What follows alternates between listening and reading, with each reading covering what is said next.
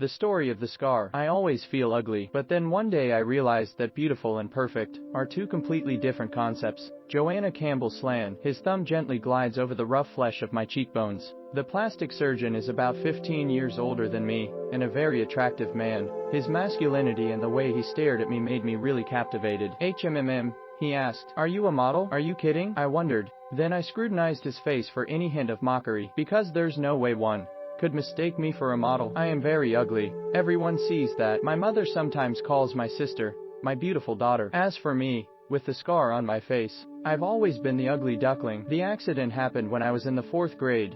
A boy next door threw a block of concrete in my face. When I was taken to the emergency room, the doctor used cat intestines to patch the skin on my face and the pieces of meat in my mouth. For a whole year, my swollen face was covered with a large gauze that ran from my cheekbone to my jawline. A few weeks after the accident, I discovered that I was nearsighted, and on the ungainly gauze sat a pair of large, thick glasses, and on top of my head is a short clump of curly hair that emerges like mold growing out of bread. To save money, my parents took me to a cosmetology school, where my hair was transferred into the hands of an apprentice, a girl so enthusiastic that every lock of my hair fell and covered the floor. And when the teacher came to see the results, there was nothing left to save my hair. A quick negotiation took place, and we were compensated with a free haircut. It's okay, my father sighed.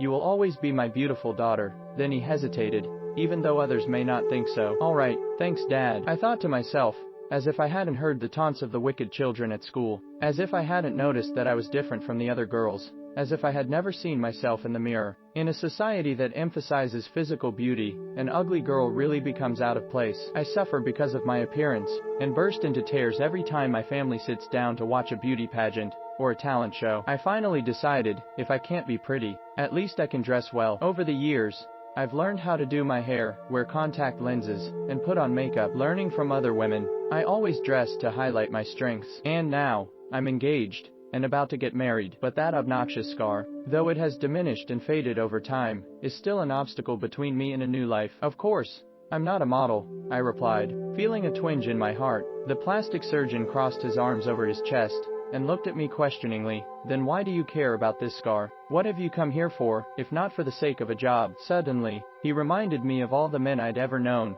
8 boys who turned me down when I asked them to dance, a few sporadic college dates, countless men who turned their faces away when I asked them to dance saw me, and also my fiancé, the owner of the engagement ring I was wearing. I buried my face in my hands and cried. The scar is proof of my ugliness. The doctor pulled the chair closer to me and sat down, his knees almost touching mine. His voice was soft and gentle. Do you know what I see? I see a beautiful woman. Not a perfect woman, but a beautiful woman. Lauren Hutton has 2 very wide front teeth, and Elizabeth Taylor has a small scar on her forehead. He almost whispered. Then he stopped and handed me a mirror. Every beautiful woman has a flaw, and that flaw makes her more beautiful because it proves she is a person. Then he stood up and said, I will not touch it. Don't let anyone interfere with her face. She is beautiful in her own way, because a woman's beauty really comes from within. Trust me, my professional gut tells me that. Then he left the room. I silently looked at my face in the mirror. He was right. Somehow, over the years, the once ugly child has turned into a beautiful woman. Since that day in that plastic surgeon's office,